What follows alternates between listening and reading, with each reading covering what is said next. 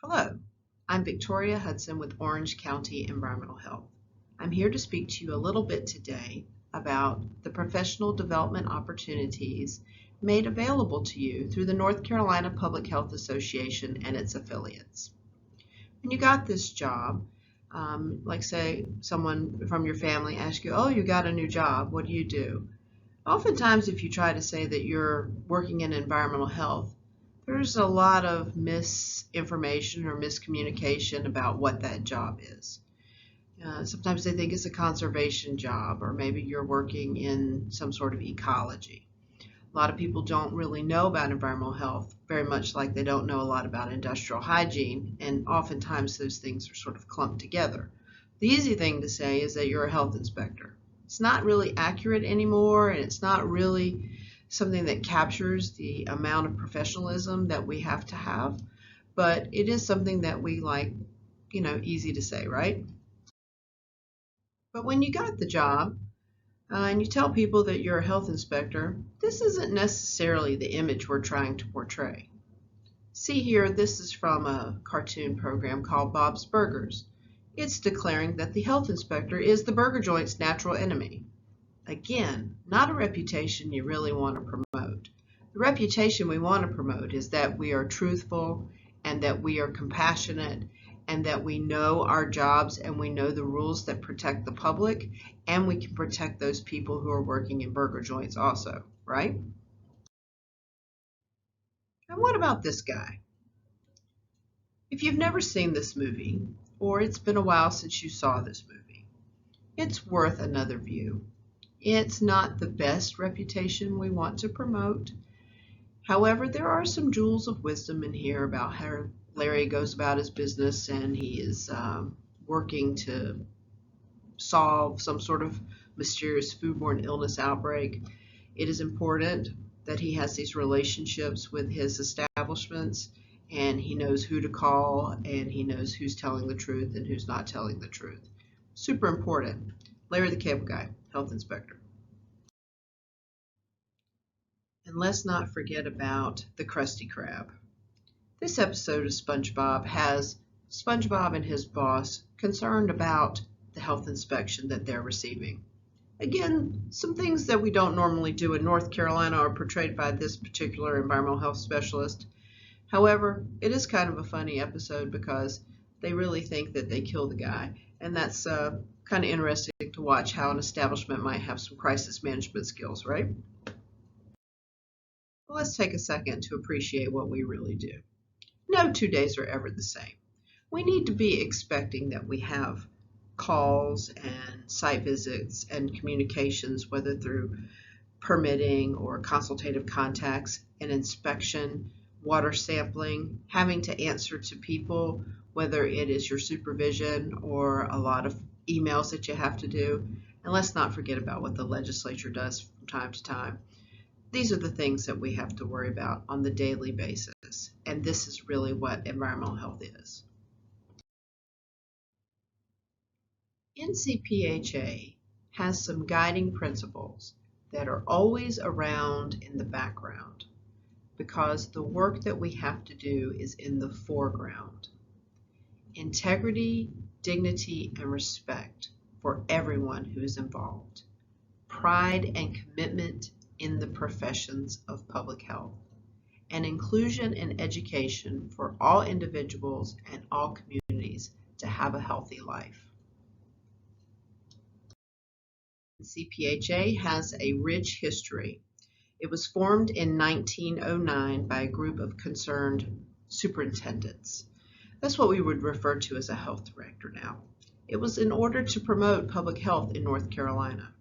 It was to improve the public health through political advocacy, public awareness, professional development, and it still serves as an interface between research and practice.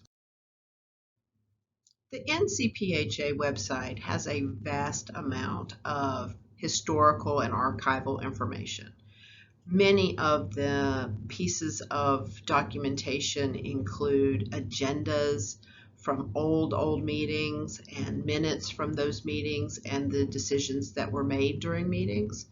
And I just took a little snippet here from the newsletter that had a summary of the annual meeting in 1916.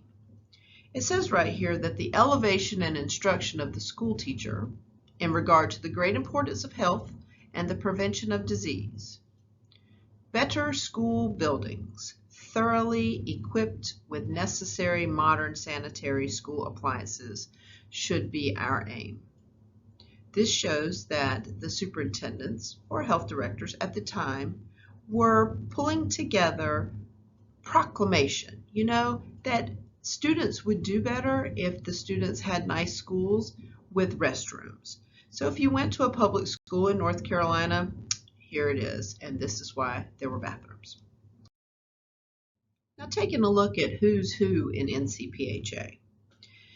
I want to talk a little bit more specifically about the sanitarians, about the folks that developed what is now known as the environmental health section of NCPHA, because NCPHA is a big umbrella. It has a lot of sections to it, which included administration, health directors, applied sciences, social work, dental, nursing, and health education. Those groups all make up the other parts of NCPHA, but just specifically about environmental health. That section was attributed to somebody named J.M. Jarrett. He was the director of the Division of Local Health Work and part of the State Board of Health in 1939. In 1940, NCPHA's meeting at Pinehurst provided for the creation of the section. The first official meeting was during the NCPHA meeting in 1941 at Pinehurst, and the subjects included a symposium on garbage and refuse disposal and a panel discussion on the sanitation of eating utensils and glassware. And for those who are working on getting authorized in food, lodging, and institutions, note it is 2024 and we are still talking about these things. Just going to talk a little bit more about the early history of the environmental health section. I think it's important to reflect back on this early history because the decisions that were made then are things that we're still doing today. And as being a big section of North Carolina Public Health Association, and with North Carolina's Public Health Association being the largest public health association in the country, this is not something to miss. So in 1951, a sanitarian named Harold Parker was the first non-medical president of NCPHA. That was when the adoption of the distinctive seal with the cardinal and the dogwood was designed by J.L. Higgins. It was also during this time period that the Code of Ethics for an Environmental Health Specialist or Sanitarian was written. And if you've already applied for your internship as a registered environmental health specialist, you'll know that the Code of Ethics is one of the documents that you're required to provide back as part of your application, and it has to be signed by you. Additionally, it was during this tenure that the quarterly education meetings were designed to promote sanitation knowledge in sort of a regional kind of capacity, because it's a long ride to Raleigh from some of our other counties that are way out west or way out east. So by having these regional education districts, it does improve the ability to give information where it needs to be received. Now let's talk a little bit about how NCPHA and the Environmental Health Section operates currently. It's like any other nonprofit organization, sort of organizational behavior. It has a slate of officers, which would be the president, the vice president, the treasurer, and the secretary. There's also a number of committees that are supported and through appointments from the membership, like the program committee, very much like putting on CIT requires a schedule, the whole agenda, who's doing what, when, where, make sure people's on time, and making sure the participants are prepared and have their print materials and prerequisites done. In order to have a really meaningful program for a participant, it does take those kinds of details. And if you like to do details like that, that committee might be just perfect for you. The legislative committee is watching and seeing what's going on in the legislature that might affect the profession. From time to time, the legislature will do some really crafty and sneaky things, and they'll just sort of slip some environmental health stuff in the middle of like a big long farm bill. And if you really liked that kind of political watchdog kind of thing, that might be the type of committee that would be good for you. The nominating committee helps fulfill all of the positions and the vacancies that come in the organization. An auditing committee is making sure that we are good stewards of the money that we have in our accounts. The Bylaws and Constitution Committee work on process and procedure, those procedure manuals that kind of keep us together and keep us going the right direction. The Newsletter Committee obviously does newsletters, and the Membership Committee are things like this, where I try to promote recruitment and help people understand how we can help you. So why should you join? Advocacy. Number one. NCPHA strives to improve the public health through advocating for resources. NCPHA members stay up to date on issues and learn how to get involved. It's through usually like a Friday afternoon little email blast, 2 or 3 talking points. I find it to be very informative. Also, it's important to know, what is the legislature thinking? Because NCPHA acts as our lobbyist, they work really hard to make sure that we're fully informed. NCPHA helps environmental health stay relevant in good ways. Professional development. Cannot tell you enough about this. This is an excellent opportunity for you to be mentored by a wide variety of leaders.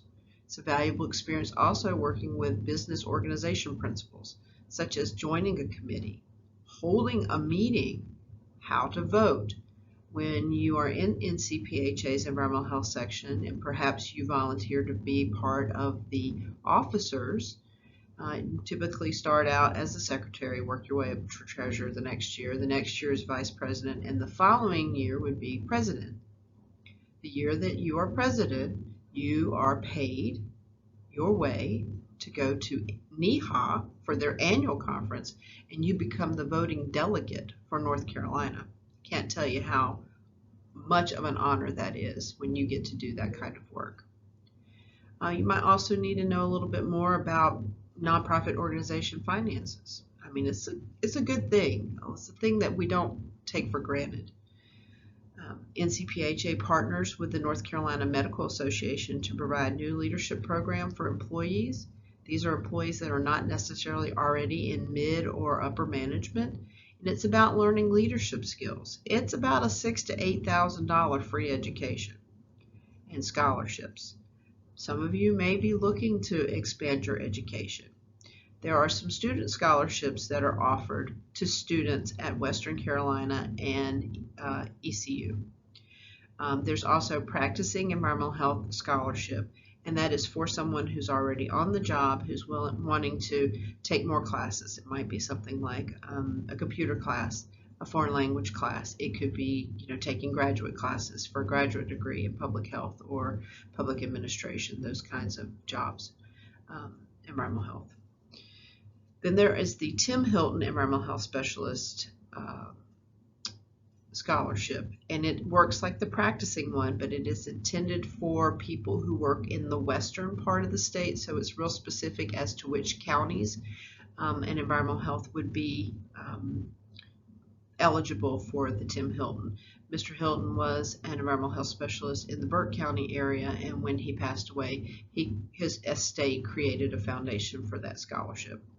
And NCPHA as a whole has a variety of scholarships for people who are trying to further their education in a public health kind of way. Additionally, NCPHA and the section have awards. The Environmental Health Section awards include Rookie of the Year, which is for somebody in their first 2 years of employment who's just doing a great job, knocking it out of the park, getting those prerequisites done, taking care of their authorizations, organized. Perhaps they add something to the team that's never been added to the team. Stacy Koval, Environmental Health Specialist of the Year, is for someone who has done an outstanding job in the practice of environmental health and has contributed something that is noteworthy or prizeworthy. Additionally, there is the Bill Broadway Award, which is an environmental health specialist who is contributed to the career or the profession of environmental health with outstanding work that is very consistent and includes a lot of innovation and a lot of equity kind of things. And then there's the NCPHA. They have awards. They have like all-star awards, and they have awards for health departments and departments within departments, like an environmental health division of a health department may qualify for an award, particularly if it has to do with promoting childhood health or providing some sort of programmatic specialty that other departments could possibly reproduce. It's a pretty good deal. Networking is another reason why you should join. There's something called the Young Professionals Group in NCPHA, and it is intended for people who are under the age of 39. I'm not an ageist. This was not my, rules here, but I've never seen them like tell people who are older than 39 that they can't attend. And then there are lots of partnerships with an interface between public health and environmental health. It's a real good mingle of the state and local people. It includes some interstate folks, a lot of industry, a lot of vendors. For example, you might use like CDP, or you might be part of a group that's been receiving some education from Infiltrator. Those folks do come and they provide more vendor information. They set up a booth and they give you an opportunity to sort of spitball some ideas or have some questions and clarifications done at that time. And then there are consultants that are also in this membership. So there's plenty of opportunity for you to expand what you know about environmental health. So what I need from you is I need for you to become a member. I would like for you to submit a membership application and become a section member of environmental health. It's an annual membership. It's $60. Now, $60 may be something that can be paid by your employer. Ask your supervisor and see if they have some funds that are available for these kinds of things. Oftentimes, it's built into budget for people to get professional organizations as part of their credentials. There's plenty of continuing education that comes with a membership and attendance to the Fall Education Conference. And local health departments, when they join as corporate members, they come with 6 individual memberships. And very often, the individual memberships haven't been used yet. So make sure you ask your employer about this, because they may be able to cover this for you. We also need your support of the affiliates of the Environmental Health section of NCPHA. These include Northeast, North Central, Southeastern, West Piedmont, and Western Educational Health Districts. You will see them advertise their meetings on the Environmental Health listserv. Their membership is usually a nominal fee of $5 or $10 per year, and it is a great way to enter into a smaller group in your professional organization and participate by volunteering, by being on committee, by being an officer. Additionally, there is something known as Eastern District NCPHA. Eastern District is an affiliate of the greater umbrella NCPHA, and it is intended to gather together the regional voices from the 55 eastern counties in North Carolina. There's nothing to prohibit, however, someone from the western part of the state to attend and to achieve membership in Eastern District as well. But most of all, I want you to be ready to participate. I think that you should try to attend an annual conference. NCPHA's annual conference is traditionally held in September in some pretty awesome locations. The Eastern District is usually always at the coast, and it's in April, which is not a bad time to go to a conference at the coast. There are continuing education hours that are offered in both of those programs. Additionally, you should attend your district meeting. District meetings are a great place for you to get plugged into professional association. Join a committee, or maybe 2 committees, or 3 committees, because because it takes a lot to keep these organizations going. Apply for a scholarship, nominate someone, or buy a raffle ticket.